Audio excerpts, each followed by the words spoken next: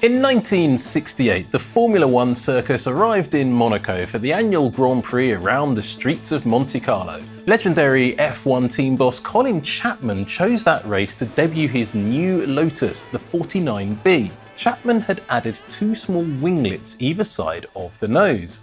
Graham Hill drove the car to pole position and raced it to victory, and Formula One was changed forever. Chapman had fired the starting gun on a new aerodynamic space race. So what was Chapman actually doing with the 49B, and why was it so transformative for the sport? Ultimately, he was simply trying to find a way to improve his car's lap time without adding any more horsepower. And to do it, he was chasing something that was to become a fundamental factor in what makes a modern Formula One car so very fast. We are, of course, talking about downforce. On an aircraft, the wings are designed so that as the pilot accelerates down the runway, the air moves faster over the top of the wing than it does below the wing. When the air moves faster, the pressure of the air decreases, so the pressure above the wing is less than the pressure below, and this difference lifts the wing and the aircraft into the air. F1 wings work on the same principle, but upside down. They're designed so the pressure below the wing is less than the pressure above, which essentially pushes or sucks the car into the ground instead of creating lift. Without this force, if the Formula One drivers tried to corner at the same speeds they do now, they would simply lose grip and fly off the track. This force is enormously powerful. In fact, at speed, it creates more force than the entire weight of a Formula One car, meaning that in theory, an F1 car could literally drive upside down.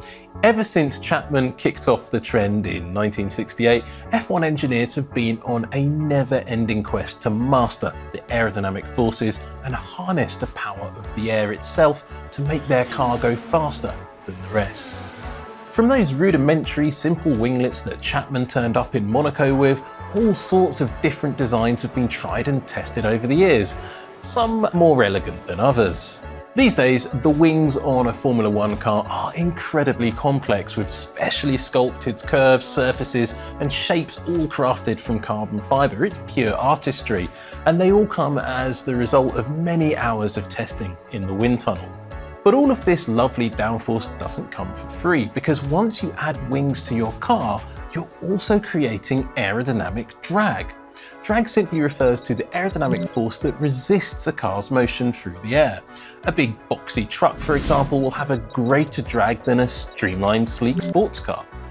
In Formula One, this creates a problem for the designers, because while bigger wings increase downforce, which is great for cornering, there's a trade-off. The bigger the wing, the more drag that they create, and that slows the car down on the straights. So the task for the master aerodynamicist is to try to create as much downforce as possible for as little drag as possible. And getting this balance right is known as aerodynamic efficiency. The higher efficiency you get, the more downforce for the less drag you get. This is also why you'll see teams bring different specifications of wings to different Grand Prix. For example, at Monaco, which is all tight and twisty corners with no straights to speak of, you want the maximum downforce you can get, so the teams will bring the biggest and steepest wings that they've got. But at Monza, which is all long straights and sweeping corners, they want as little drag as possible to get the highest top speeds, so there are much flatter wing specifications. That brings us to one of the most notable innovations in modern Formula One, DRS, or the drag reduction system. First introduced in 2011, DRS was designed to make overtaking easier. Under specific conditions and designated points on the track, the driver could open a slot in the rear wing. This flattens the upper element, reducing drag and giving the car an extra burst of speed. But in 2026, DRS will be evolving. In its place, active aerodynamics will be introduced.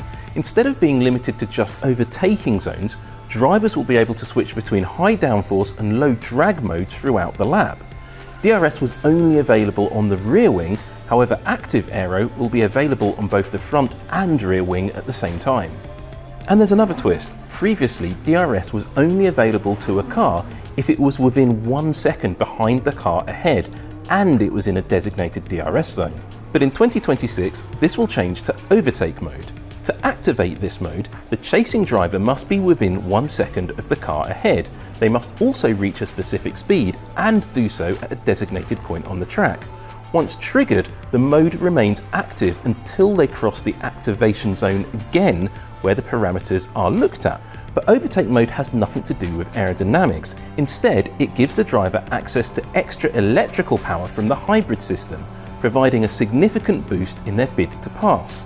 It's a change that promises to completely reshape the way battles unfold on the racetrack. But there is another way for Formula One cars to gain or generate downforce without creating all of the drag of those messy wings. If you've been watching Formula One over the last 3 seasons, you'll likely have heard the term ground effect.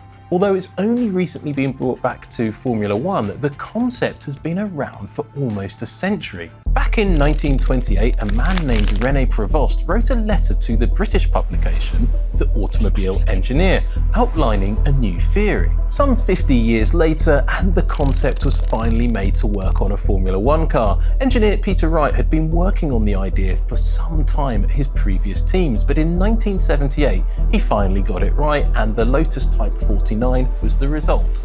The team swept the board with the new car, powering them and lead driver Mario Andretti to a championship double. The ground effect era had very much arrived in Formula One. It works like this. The underfloor of the car is designed to create what's called a Venturi effect, whereby the air is channeled in a way that forces it to move faster between the floor of the car and the ground itself, which creates a low pressure area under the car.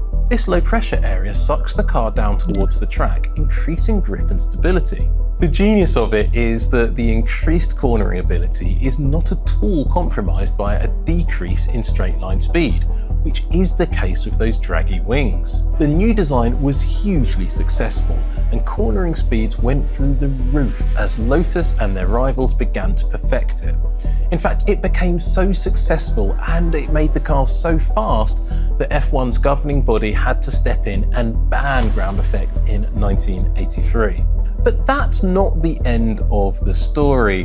When F1 rulemakers were redrawing the sports regulations for the 2022 season, they wanted to do something that would finally make overtaking a lot easier. The problem was that the Formula One front wings had become far too complex, and they were all super efficient when running in clean air, but as soon as a driver was following another car, the turbulent, or so-called dirty air coming off the back of the car in front was playing havoc with the aerodynamic efficiency of the car behind. That meant that the chasing car lost a lot of speed and lost a lot of grip, and that made overtaking a huge amount more difficult. The answer? Well, it was quite simple. Bring back ground effect so the cars could create downforce without relying solely on the wings and bodywork, and therefore should be able to follow each other much more closely. It was hoped that this would lead to more exciting wheel-to-wheel racing. So after a break of 4 decades and almost a century after it was first proposed, ground effect is now back in Formula One. But the wings and the floor aren't the only important aerodynamic parts of a Formula One car, because every single external surface of the car interacts with the air and some of the internal bits as well. That means that designers work just as hard on the rest of the bodywork of the car as they do on things like the wings. And the front wings themselves aren't only there to create downforce, they're also used to channel air over the front wheels and the rest of the car in the most efficient way possible. So how do F1 teams go about designing cars that generate lots and lots of downforce but aren't too draggy? Well, they have 2 main tools. The first one is CFD. Now that stands for Computational Fluid Dynamics, and it's a very sophisticated computer system in which the designers can create digital models of the cars and then use powerful graphical processors and software to analyze how their creations will interact with the airflow. This is a very cost-effective and simple way of testing new ideas, but it does have its limitations. It's a digital simulation using complex algorithms and equations, but it's not the real world. It's just a virtual wind tunnel. So the teams then have to turn to their second tool in the armory, the actual wind tunnel.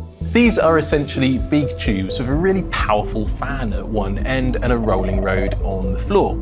The teams then put 60% scale models of their F1 cars into the tunnels and test how they interact with the air to validate their results from CFD testing. At one time, teams could run as many CFD and wind tunnel tests as they liked, which means some teams ran their wind tunnels 24 hours a day, 7 days a week, and some teams even ran more than one wind tunnel. That kind of development helped them gain crucial lap time, but it was incredibly expensive. These days, teams can't just run their wind tunnels 24/7 like they used to.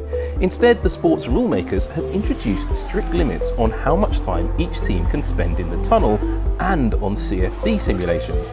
Those limits are not the same for everyone. They're directly tied to on-track performance. At the start of the year, allocations are set based on the previous season's constructors' standings. The champions get the smallest allocation, while the team at the back of the grid gets the biggest. But it doesn't stop there. In June, the clock resets, the standings are checked again, and the percentages are recalculated. So if a team struggles during the first half of the season, they suddenly get more time to develop for the second half of the year. And if you're at the front of the pack, well, your allowance is going to shrink. It's a dynamic system designed to keep the field competitive, and it's changed the way teams plan their upgrades. In Formula One, the highly complex and sophisticated aerodynamics at play are all about the best speed and winning races. But in road cars, the biggest consideration for all car makers is reducing drag to help fuel efficiency. The less drag a car has, the easier it moves through the air, and the less power it needs from the engine to do it, and therefore the less fuel that is needed to push it along. That's why lorries have those funny wedge-shaped structures above the cab to help them manage the airflow over the load behind, and why some car manufacturers will spend lots and lots of time honing the designs of things like wing mirrors, which can be a huge cause of aerodynamic drag and therefore a drain on fuel efficiency. Just like in F1, car manufacturers use both CFD and wind tunnels to test their designs, and they want to make them as efficient as possible, but not as fast as possible. The world of Formula One aerodynamics is highly complex, but as Colin Chapman and then the rest of the grid discovered all of those years ago, if you get it right, you can wing your way to victory.